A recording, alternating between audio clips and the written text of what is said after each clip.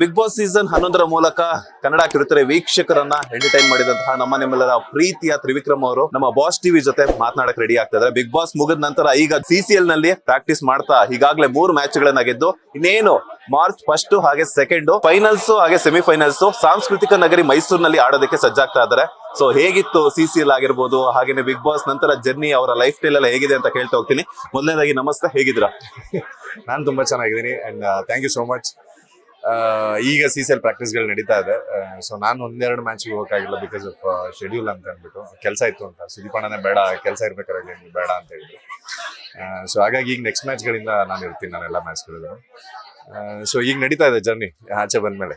ಒಂದ್ ಕಡೆ big boss Prem, ಇನ್ನೊಂದ್ ಕಡೆ CCL ಆರ್ಭಟ ಹೇಗ್ ನಡೀತಿದೆ ಅಂತ ಹೇಳ್ಬಿಟ್ಟು. ಬಿಗ್ ಬಾಸ್ ಅಂದ್ರೆ ಜನಗಳ ಪ್ರೀತಿ ಇದ್ದೇ ಇದೆ ಅಂಡ್ ಒಂದಷ್ಟು ಪ್ರಾಜೆಕ್ಟ್ಗಳು ಶುರು ಆಗ್ಬೇಕು. ಸೊ ಈಗ ಬಿಗ್ ಬಾಸ್ ದೇನ್ ಮುಗಿತಾ ಬಂತು, ಅಂದ್ರೆ ಅಲ್ಲಿದ್ ಕೆಲಸ ನಂದು ಮುಗ್ದಿದೆ. ಸೊ ಈಗ ನೆಕ್ಸ್ಟ್ ಹೊಸ ಕೆಲಸಗಳು ಶುರು ಮಾಡ್ಕೋಬೇಕು. ಆ ಕೆಲಸದ ಕಡೆ ಒಂದ್ ಸ್ವಲ್ಪ ಗಮನ ಇದೆ. ಅಂಡ್ CCL ಅಫ್ಕೋರ್ಸ್ ಪ್ರತಿ ವರ್ಷನೂ ಆರ್ಭಟನೆ ಅದು. ಸೊ ಅದ್ರ ಮಧ್ಯೆ ಸ್ವಲ್ಪ ಪ್ರಾಕ್ಟೀಸ್ ಹೋಗಕ್ ಆಗಿರ್ಲಿಲ್ಲ, ಬಟ್ ಅದನ್ನೆಲ್ಲ ಈಗ ಫೀಲ್ ಮಾಡ್ಕೊಂಡು ಸೊ ಈಗ ನೆಕ್ಸ್ಟ್ ಮ್ಯಾಚ್ ಇಂದ ಹೋಗಿ ಆಡೋಣ ಅಂತ. CCL ನಲ್ಲಿ ಸೊ ಅಷ್ಟು ಚೆನ್ನಾಗಿದೆ ಕಾಂಬಿನೇಷನ್. ಬಿಕಾಸ್ ನಾನು ಅವತ್ತು ಬಂದಾಗ್ಲೂ ಸಹ ತುಂಬಾ ಫ್ರೆಂಡ್ಸ್ ಎಲ್ಲ ನಿಮ್ಗೆ ತುಂಬಾ ಸಪೋರ್ಟಿವ್ ಆಗಿದ್ರು. ಅದೇ ರೀತಿ ಕರಣ್ ಅವರು ಸಹ ನಿಮ್ ಕರ್ಣನಾಗಿ ವಾಹನವನ್ನ ಚಲಾಯಿಸಿಕೊಂಡು ನಿಮ್ಮ ಸಕ್ಸಸ್ ಇಂದನೇ ಇದ್ರು. ಏನ್ ಹೇಳಕ್ ಇಷ್ಟಪಡ್ತೀರಿ? Of course is being brother to me from long time. ಅಂದ್ರೆ ಒಂದ್ ಅಣ್ಣನ್ ಪೊಸಿಷನ್ ಸ್ಥಾನ ತುಂಬಿಡಿದಾನೆ. ಅಂಡ್ ನಾವು ಅವನಿಗೆ ಥ್ಯಾಂಕ್ಸ್ ಹೇಳೋದಾಗ್ಲಿ ಇದೆಲ್ಲ ಮಾಡಿದ್ರೆ ಒಂಥರ ಡೌ ಮಾಡ್ದಂಗೆ ಆಗುತ್ತೆ. ಅದು ಯಾವತ್ತೂ ನಾನು ಮಾಡೋದು ಇಲ್ಲ.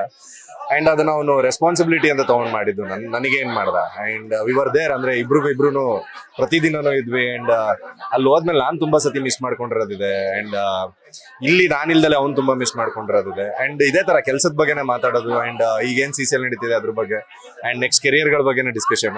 And is always there like backbone. ನಮ್ಗೆ ಯಾವಾಗ್ಲೂ ಹಂಗೆ ಇದ್ದಾನೆ ಅಂಡ್ ಹಂಗೆ ಇರ್ತಾನೆ ಕೂಡ. ನೀವೇನ್ ಹೇಳಕ್ ಇಷ್ಟಪಡ್ತೀರಾ? ಅಲ್ಲ, ಫ್ರೆಂಡ್ಶಿಪ್ ಬಗ್ಗೆ ಅಂತ ನಾವ್ ಯಾವ್ದು ಫ್ರೆಂಡ್ಸ್ ತರ ಇಲ್ಲ, ಬ್ರದರ್ಸ್ ತರನೇ ಯಾವಾಗ್ಲೂ ಇರೋದು.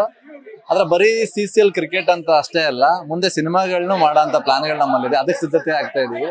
ಖಂಡಿತ ಖುಷಿ ಆಗುತ್ತೆ. ಯಾಕೆ ಅಂತ ಹೇಳಿದ್ರೆ ಬಿಗ್ ಬಾಸ್ ಒಳಗಡೆ ಹೋದಾಗ ನನಗೆ ಹೆಮ್ಮೆ ಅನ್ಸೋದು, ಅಂದ್ರೆ ಇವ್ನು ಆಟ ಆಡ್ತಿರೋ ರೀತಿ ನೋಡಿದಾಗ, ಒಳಗಡೆ ಹೋದಾಗ ಏನ್ ಹೇಳೋಗಿದ್ನೋ ಆಚೆ ಬರ್ಬೇಕಾದ್ರೆ ಅದೇ ತರನೇ ಬಂದಿದ್ದಾನೆ. ರನ್ನರ್ ಅಪ್ ಆಗಿದ್ರು ನಮ್ಗೇನ್ ಬೇಜಾರೇನಿಲ್ಲ. ಬಿಕಾಸ್ ಯಾಕೆಂದ್ರೆ ರನ್ನರ್ ವಿನ್ನಂಗ್ ಮ್ಯಾಟರ್ ಆಗಲ್ಲ, ಜನಗಳ ಮನಸ್ಸನ್ನ ಸಂಪಾದನೆ ಮಾಡಿದಾನೆ ಅದೇ ಮ್ಯಾಟರ್ ಆಗುತ್ತೆ. ಖಂಡಿತ ಆ ಒಂದು ವಿಷಯಕ್ಕೆ ಹೆಮ್ಮೆ ಇದೆ ನಂಗೆ ಸ್ನೇಹಿತ ಅಂತ ಹೇಳ್ಕೊಳ್ಳೋದಕ್ಕೆ ಅಂತ ಇಷ್ಟಪಡ್ತೀನಿ. ನಿಮ್ಮ ರಗಡ್ ಲುಕ್ ನೋಡ್ತಾ ಇದ್ರೆ ಪಕ್ಕ ವಿಲನ್, ಇವ್ರ ಪಕ್ಕ ಹೀರೋ. ನಿಮ್ಮಿಬ್ಬರ ಕಾಂಬಿನೇಷನ್ ಅಲ್ಲಿ ಸಿನಿಮಾ ಯಾವಾಗ ಎಕ್ಸ್ಪೆಕ್ಟ್ ಮಾಡ್ಬೋದು ಅಂತ ಹೇಳ್ಬಿಟ್ಟು. ನಮ್ಗಳ ಮಧ್ಯೆ ಆತರ ವಿಲನ್ ಹೀರೋ ಅಂತದ್ ಏನು ಆತರದೇ ಇಲ್ಲ. ಆ ತರದ್ದು ಏನು ಅನ್ಕೊಂಡಿಲ್ಲ. ಪಾತ್ರಗಳ ಏನ್ ಡಿಮ್ಯಾಂಡ್ ಮಾಡುತ್ತೋ ಹಂಗೆ. ಈಗ ನೆಕ್ಸ್ಟ್ ನಮ್ ಡಿಸ್ಕಷನ್ ನಡೀತಾ ಇರೋದು ನೋಡಿದ್ರೆ ಅವ್ನ್ ಹೀರೋ ನಾನ್ ವಿಲನ್ ಅನ್ನೋ ತರ ಇದೆ. ಒಂದಷ್ಟು ಈ ತರ ವಿಚಾರಗಳು ನಡೀತಾ ಇದೆ. ಸೊ ನಾವೇ ಯಾವ್ದನ್ನು ಫಿಕ್ಸ್ ಮಾಡ್ಕೊಂಡಿಲ್ಲ. ಸೊ ಹೀರೋ ವಿಲನ್ ಆ ತರದ್ ಎಲ್ಲ ಯಾವ್ದಿಲ್ಲ. ಒಂದು ನಟನ್ಗೆ ಏನ್ ಬೇಕು 100% ಅದ್ರ ಬಗ್ಗೆ ಫೋಕಸ್ಡ್ ಇದೀವಿ. ಅಂದ್ರೆ ಈಗ ಏನ್ ಜನ ಕೇಳ್ತಾ ಇದಾರೆ ಆ ಎಕ್ಸ್ಪೆಕ್ಟೇಷನ್ಸ್ ಫಿಲ್ ಮಾಡ್ಬೇಕು ಅಂತ. ಬಾಡಿ ವೈಸ್ ಆಗಿರ್ಬೋದು, ಡ್ಯಾನ್ಸ್ ವೈಸ್ ಆಗಿರ್ಬೋದು. ಅಂಡ್ ಅಫ್ಕೋರ್ಸ್ ನನ್ ಸ್ವಲ್ಪ ಡ್ಯಾನ್ಸ್ ಕಡಿಮೆನೆ. ಫೈಟಿಂಗ್ ಕ್ಲಾಸಸ್ ಗಳಾಗಿರ್ಬೋದು, ಇದೆಲ್ಲ ಎವ್ರಿ ಡೇ ರೆಡಿ ಆಗೋದಿದ್ದೇ ಇರುತ್ತೆ. ಸೊ ಈ ಕಾಂಬಿನೇಷನ್ಸ್ ಗಳಲ್ಲಿ ಏನಾದ್ರು ಬಂದ್ರೆ, ಅಂದ್ರೆ ಒಂದು ಪ್ರಾಮಿಸಿಂಗ್ ಪ್ರೊಡ್ಯೂಸರ್ಸ್ ಯಾರನ್ನ ಸಿಕ್ಕಿ ಪ್ರಾಮಿಸಿಂಗ್ ಕಥೆಗಳು ಬಂತು ಅಂತಂದ್ರೆ ತುಂಬಾನೇ ಚೆನ್ನಾಗಾಗುತ್ತೆ ಅನ್ನೋದು ನಮ್ಮ ಆಸೆ ಕೂಡ. ಈಗಾಗಲೇ 3 ಮ್ಯಾಚ್ ಗಳನ್ನ ಗೆದ್ದಿದೆ ಕರ್ನಾಟಕ ಬುಲ್ಡೋಜರ್ಸ್. ಅದು ನಮ್ಮ ಮೈಸೂರಿನಲ್ಲಿ ಹೆಮ್ಮೆ.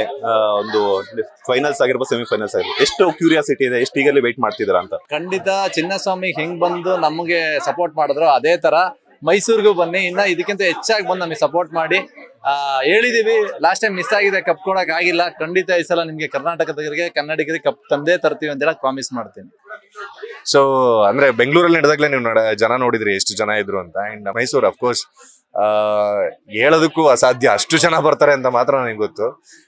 ಸೊ ಆಸ್ ಆಲ್ವೇಸ್ ಒಂದು ಎಕ್ಸ್ಪೆಕ್ಟೇಷನ್ ಇದ್ದೇ ಇರುತ್ತೆ ನಾವೇ ಗೆಲ್ಬೇಕು ಅನ್ನೋದು. ಅಂಡ್ ಅದಕ್ಕೆ ತಯಾರಿನೂ ಆಗಿದೆ. ಅಂಡ್ ಎಸ್ಪೆಷಲಿ ಈ ಸತಿ ಸುದೀಪಣ್ಣ ಕ್ಯಾಪ್ಟನ್ ಆಗಿ ಸೊ ಟೀಮ್ ನ ಮುನ್ನಡೆಸ್ತಾ ಇರೋದು. ಅಂಡ್ ಪ್ಲೇಯರ್ಸ್ ಗಳೆಲ್ಲ ರೆಡಿ ಆಗಿರೋದು. ಇಟ್ಸ್ ಬೀನ್ 2.5 months ಇಂದ ಎಲ್ಲರೂ ಪ್ರಾಕ್ಟೀಸ್ ಮಾಡ್ತಾ ಇರೋದು. ಎಲ್ಲರೂ ಅಂದ್ರೆ ಡೂ ಆರ್ ಡೈ ಅನ್ನೋ ತರನೇ ರೆಡಿ ಆಗಿ ಮ್ಯಾಚ್ ಆಡ್ತಾ ಇದಾರೆ. ಮೊನ್ನೆ 100 ಆಗಿರ್ಬೋದು, ಮೊನ್ನೆ ಇವ್ನು 3 ವಿಕೆಟ್ ಆಗಿರ್ಬೋದು, ಮಂಜುತ್ 50 ಆಗಿರ್ಬೋದು. Team is going really well.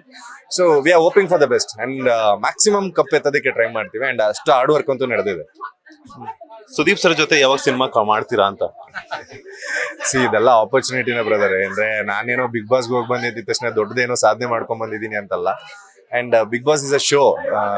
ನನ್ನ ಪ್ರಕಾರ ಅನದರ್ ಏನೋ ಸೀರಿಯಲ್ಕಿನ್ನೂ ಸ್ವಲ್ಪ ಮೇಲೆ ಒಂದು ರಿಯಾಲಿಟಿ ಶೋ ನಾವು ಜನಗಳ ಮಧ್ಯೆ ಬಂದಿದೀವಿ ಅನ್ನೋದು. ಅವ್ರ ಸಿನಿಮಾಗಳಲ್ಲಿ ನಮಗೆ ಪಾತ್ರಗಳು ಸಿಕ್ತು ಅಂತಂದ್ರೆ ದೊಡ್ಡ ವಿಷಯ. ಸೊ ಇನ್ನು ಅವ್ರ ಜೊತೆಗೆ ಮಾಡ್ತೀವಿ ಅಂತಂದ್ರೆ ಅದೇ ಡೈರೆಕ್ಟರ್ಗಳೇ ಕರಿಬೇಕು, ಇಲ್ಲ ಪಾತ್ರಗಳು ನಮಗೆ ಒದಗಿ ಬರ್ಬೇಕು. ಅವಾಗಾಯ್ತು ಅಂತಂದ್ರೆ ಡೆಫಿನೆಟ್ಲಿ ಮಾಡೇ ಮಾಡ್ತೀವಿ. ಬಿಗ್ ಬಾಸ್ ವಿನ್ನರ್ ಆದ್ಮೇಲೆ ರನ್ನರ್ ಅಪ್ ಆದ್ಮೇಲೆ ಗುಬ್ಬಿಗೂ ಸಹ ವಿಸಿಟ್ ಮಾಡಿದ್ರಿ, ಮೈಸೂರಿಗೂ ಸಹ ವಿಸಿಟ್ ಮಾಡಿದ್ರಿ, ಹಾಗೆ ಒಂದಷ್ಟು ಕಡೆ ಎಲ್ಲ ವಿಸಿಟ್ ಮಾಡಿದಾಗ ಅಭಿಮಾನಿಗಳ ಪ್ರೀತಿಗೆ ಏನ್ ಹೇಳಕ್ ಇಷ್ಟಪಡ್ತೀರಾ? ಅಂದ್ರೆ ಮನೆ ಒಳಗಿದ್ದಾಗ ನನಗೆ ನಮ್ಗೆ ಗೊತ್ತಾಗ್ತಿರ್ಲಿಲ್ಲ ಏನ್ ನಡೀತಾ ಇದೆ ಏನು ಅಂತ. ಬಟ್ ಸ್ಟಿಲ್ ಆಚೆ ಬಂದು ನಾವೇನ್ ನೋಡಿದಾಗ ಅಂಡ್ ನನಗೇನ್ ಬೇಕಾಗಿತ್ತು, ನನಗೆ ಒಬ್ಬ ನಟನಾಗಿ ನನಗೇನ್ ಸಿಗ್ಬೇಕಾಗಿತ್ತು ಅದು ಆಸ್ ಅನ್ ಆಕ್ಟರ್ ಆಗಿ ನನಗೆ ಸಿಕ್ತು. ಅಂಡ್ ಟು ಬಿ ಫ್ರಾಂಕ್, ಮನೆ ಒಳಗೆ ಇದ್ದಿರೋದು ನಾವು ನ್ಯಾಚುರಲ್ ಆಗಿರ್ತೀವಿ, ಗೊತ್ತೇ ಆಗಲ್ಲ ನಮ್ಗೆ ಏನ್ ತೋರಿಸ್ದೆ ಏನಿಲ್ಲ ಅಂತ. ಬಟ್ ಆಚೆ ಅವ್ರ ಜನದ ಪ್ರೀತಿಯ ಇದನ್ನೆಲ್ಲ ನೋಡಿದಾಗ್ಲೇ ಗೊತ್ತಾಗೋದು ಇವ್ರಿಗೆ ನಾವ್ ಇಷ್ಟು ಅಡ್ಜಸ್ಟ್ ಆಗ್ಬಿಟ್ಟಿದೀವಿ ಅಂತ. It is so nice. And ಅದನ್ನ ನಾವು ಅಕ್ಸೆಪ್ಟ್ ಮಾಡ್ಕೊಂಡು ಹಂಗೆ ಹೋಗ್ಬೇಕು. ಈಗ ಇನ್ನೊಂದೇನ್ ಆಸೆ ಇದೆ ಅಂತಂದ್ರೆ ಇವರೆಲ್ಲ ಮತ್ತೆ ಅದೇ ತರ ಎದ್ ನಿಂತ್ಕೊಂಡು ಚಪ್ಪಾಳೆ ಹೊಡಿಬೇಕು, ಆ ತರದ್ ಯಾವ್ದಾರ ಇನ್ನೊಂದು ಪ್ರಾಜೆಕ್ಟ್ ಕೊಡ್ಬೇಕು ಅಂತ. ಸೊ ಅದ್ರ ಕಡೆ ಗಮನ ಇದೆ ಅಷ್ಟೇ. ಈಗಾಗಲೇ ಗೊತ್ತಿರುವಂತದ್ದು ನಾನು ಕೇಳ್ತಾ ಇದ್ದೀನಿ ಏನಂತಂದ್ರೆ, ನಾವು ಅವತ್ತು ಬಂದ್ವಿ ಮನೆ ಹತ್ರ, ಅಮ್ಮನ್ ಮಾತಾಡಕ್ ಆಗ್ಲಿಲ್ಲ, ಖುಷಿಯಲ್ಲಿ ಮಾತಾಡಿದ್ದಾರೆ. ಸೊ ಅದು ನಮ್ಮ ವಾಹಿನಿ ಮೂಲಕನೇ ಆಗಿರೋದು. ಸೊ ಅದು ಬೇರೆ ಬೇರೆ ಆಯಾಮಗಳನ್ನ ಪಡ್ಕೊಳ್ತು. ಅದು ನನಗೆ ಪರ್ಸನಲ್ ಆಗಿ ನಾನು ಈ ನಮ್ಮ ವಾಹಿನಿ ಮೂಲಕನೇ ನಿಮ್ಮ ಎದುರುಗಡೆನೆ ಸಾರಿ ಕೇಳ್ತಾ ಇದೀನಿ. ದಯವಿಟ್ಟು ಅಮ್ಮನ್ಗೆ ಯಾವುದೇ ರೀತಿಯ ಇಂಟೆನ್ಷನ್ ಇಲ್ಲ. ಬಿಕಾಸ್ ಯಾಕಂತಂದ್ರೆ ನಾನು ಅಲ್ಲಿ ಬಂದಾಗ ಸೇಮ್ ನಿಮ್ಗೆ ಸ್ವಂತ ಮಗನ್ಗೆ ಯಾವ ರೀತಿ ಟ್ರೀಟ್ ಮಾಡೋದು ಅದೇ ರೀತಿ ಕರ್ಕೊಂಡ್ಬಂದು ನಿಮ್ಮ ಮದರ್ ಆಗಿರ್ಬೋದು ಅಥವಾ ನಿಮ್ಮ ಅಕ್ಕ ಆಗಿರ್ಬೋದು, ನಿಮ್ಮ ಫ್ರೆಂಡ್ಸ್ ಆಗಿರ್ಬೋದು, ಅದೇ ತರ ಮಾಡಿದ್ರು. ಸೊ ನಮ್ಮ ವಾಹಿನಿ ಮೂಲಕ ಹೇಳ್ತಿರೋದು ಏನಂತಂದ್ರೆ, ಅವರು ಇಂಟೆನ್ಷನಲಿ ಮಾತಾಡಿದ್ದಲ್ಲ. ಬಿಕಾಸ್ ನಾನು ಕ್ಲಾರಿಫಿಕೇಶನ್ ಕೊಡಬೇಕು ಅಂತ ಎಷ್ಟೋ ದಿನ ವೆಯ್ಟ್ ಮಾಡ್ತಿದ್ದೆ. ಬಟ್ ನೀವು ಬಿಸಿ ಇದ್ರಿ, ನಾನು ಬಿಸಿ ಇದ್ದೆ. ಸೊ ಅನ್ಫಾರ್ಚುನೇಟ್ಲಿ ಆಗಿಲ್ಲ. ಬಟ್ ಇದನ್ನ ಇವತ್ತು ಹೇಳ್ತಾ ಇದ್ದೀನಿ. ಸೊ ದಯವಿಟ್ಟು ನಿಮ್ಗಾಗಿರ್ಬೋದು, ಅಮ್ಮನ್ಗಾಗಿರ್ಬೋದು, ಏನಾದ್ರೂ ಮನಸ್ಸಿಗೆ ಆಗಿರುತ್ತೆ ಇಲ್ಲ ಅಂತಲ್ಲ, ಆಗಿದ್ರೆ ದಯವಿಟ್ಟು ನಮ್ಮ ವಾಹಿನಿ ಕಡೆಯಿಂದ ದಯವಿಟ್ಟು sorry. So sweet of you. ಅಂದ್ರೆ ನಾವು ನಿಮ್ ಚಾನಲ್ ಕಡೆಯಿಂದ ಸಾರಿನೂ ಎಕ್ಸ್ಪೆಕ್ಟ್ ಮಾಡ್ತಾ ಇಲ್ಲ. And you know the thing, ಅಂದ್ರೆ ಅಮ್ದಿರ್ ಹೆಂಗ್ ಮಾತಾಡ್ತಾರೆ ಅನ್ನೋದು ಜನರುಗಳಿಗೆ ಎಲ್ಲರಿಗೂ ಗೊತ್ತು. ಅಂದ್ರೆ ಒಂದು ಮಗ ಸೆಕೆಂಡ್ ಬಂದಾಗ್ಲೋ ಇಲ್ಲ ಲಾಸ್ಟ್ ಬಂದಾಗ ಅವ್ರಿಗೇನು ಅಂದ್ರೆ ಮಗ ವಾಪಸ್ ಬಂದ ಅನ್ನೋ ಒಂದು ಖುಷಿ ಒಂದ್ ಕಡೆ, ಆದ್ರೆ ಸೆಕೆಂಡ್ ಬಂದಲ್ಲ ಅನ್ನೋದೊಂದು ಬೇಜಾರ್ ಇದ್ದೇ ಇರುತ್ತೆ. ಸೊ ಆ ಇಂಟೆನ್ಷನ್ ಎಲ್ಲ ಅವ್ರೇನೋ ಮಾತಾಡ್ತಿರ್ತಾರೆ. ಬಟ್ 120 ದಿನ ನಾನ್ ಒಳಗೆ ಏನ್ ಬಂದೆ ಅಂಡ್ ಆಚೆ ನನಗೇನ್ ಫೀಲ್ ಆಯ್ತು ಅನ್ನೋದು ನನಗೆ ಗೊತ್ತಿರುತ್ತೆ. ಅಂಡ್ ಆಸ್ ಅನ್ ಅಮ್ಮ ಆದ್ರೂ ಆಸ್ ಅನ್ ಆಡಿಯನ್ ಆಗೇ ನೋಡಿರ್ತಾರೆ. ಸೊ ಅದು ಅವ್ರ ಮಾತು, ಇದು ನನ್ನ ಮಾತು. ಸೊ ನನಗೆ ಅವ್ನ್ ಗೆದ್ದಿದ್ರಲ್ಲಿ ನಂಗೆ ಏನು ಬೇಜಾರೇ ಇಲ್ಲ, ಟು ಬಿ ಫ್ರಾಂಕ್. ಅಂಡ್ ನಾನು ಅದನ್ನ ಆರಾಮಾಗಿ ಸ್ಪೋರ್ಟಿವ್ ಆಗಿ ತಗೊಂಡೆ. And don't B sorry. ನೀವು ಚಾನಲ್ ಅವರಾಗಿರ್ಬೋದು, ಸೊ ನೀವು ಸಾರಿ ಕೇಳಬಾರ್ದು. ಅಂಡ್ ಬಿಕಾಸ್ ನಿಮ್ಗಳಿಂದನೇ ನಾವು ಇಷ್ಟು ದೂರ ಬರೋದು. ಅಂಡ್ ನಿಮ್ಗಳಿಂದನೇ ನಾವು ನಾಳೆ ಇನ್ನೂ ಒಂದು ಹೈಟ್ಸ್ಗೆ ಹೋಗ್ತೀವಿ ಅಂತಂದ್ರೆ ನೀವು ಜನಕ್ಕೆ ತಲುಪಿಸ್ಬೇಕಾಗಿರೋದು. And you did a great job. ಅದ್ರಲ್ಲಿ ಏನ್ ನನ್ಗೇನ್ ಬೇಜಾರಿಲ್ಲ. ನಾನು ಏನಕ್ಕೆ ಅಂತಂದ್ರೆ, ಬಿಕಾಸ್ ಯಾಕಂತಂದ್ರೆ ಅಲ್ಲಿ ಪರ್ಸನಲಿ ನಾನು ಬಂದಿರೋದ್ರಿಂದ ಅವ್ರ ವ್ಯಕ್ತಿತ್ವ ಏನು ಅನ್ನೋದು ನಾನು ನೋಡಿದೀನಿ. ಆದ್ರೆ ಅದು ಸೋಷಿಯಲ್ ಮೀಡಿಯಾದಲ್ಲಿ ಬೇರೆ ಬೇರೆ ಆಯಾಮಗಳನ್ನ ಪಡ್ಕೊಂಡಿದೆ. ನಾನು ಪರ್ಸನಲ್ ಆಗಿ ನೀವು ಕಾಲ್ ಪಿಕ್ ಮಾಡಿದೆ ಬಿಕಾಸ್ ನಿಮ್ ಬಿಸಿ ಶೆಡ್ಯೂಲ್, ಅವ್ರಿಗೂ ಫೋನ್ ಮಾಡಿ ಹೇಳಿದೆ. ನನಗೆ ಮನಸ್ಸಿಗೆ ತುಂಬಾ ಪರ್ಸನಲಿ ಬೇಜಾರಾಗಿದೆ. ಅಲ್ಲಿ ಅವ್ರಿರೋ ನಾನ್ ನೋಡಿರುವಂತ ವ್ಯಕ್ತಿತ್ವನೇ ಬೇರೆ, ಬಟ್ ಸೋಷಿಯಲ್ ಮೀಡಿಯಾದಲ್ಲಿ ಅವ್ರ ಮೇಲೆ ಬಿಂಬಿಸ್ತಾ ಇರುವಂತ ವ್ಯಕ್ತಿತ್ವನೇ ಬೇರೆ ಇತ್ತು. ಸೊ ಹಾಗಾಗಿ ದಯವಿಟ್ಟು ನಾನು ನಮ್ಮ ಮೂಲಕ ಮತ್ತೊಮ್ಮೆ ನಿಮ್ಮ ಮದರ್ ಅವ್ರಿಗೆ ಸಾರಿ ಕೇಳ್ತಾ ಇದ್ದೀನಿ. ಸಾರಿ ಎಲ್ಲ ಕೇಳ್ಬೇಡಿ, ಅದು ನಮ್ಗೆ ಒಂಥರ ಅನ್ಸುತ್ತೆ. Don't B sorry. ಅದೇನಂತದ್ದು ಆಗಿಲ್ಲ. ಅಂಡ್ ಅಮ್ಮ ಅಂದ್ರೆ ಎಲ್ಲರಿಗೂ ಅರ್ಥ ಆಗುತ್ತೆ ಅವ್ರು ಏನ್ ಮಾತಾಡ್ತಾರೆ ಅನ್ನೋದು. Don't B sorry. ನನ್ಗೆ ಅದೊಂಥರ ಬೇಜಾರ್ ಅನ್ಸುತ್ತೆ.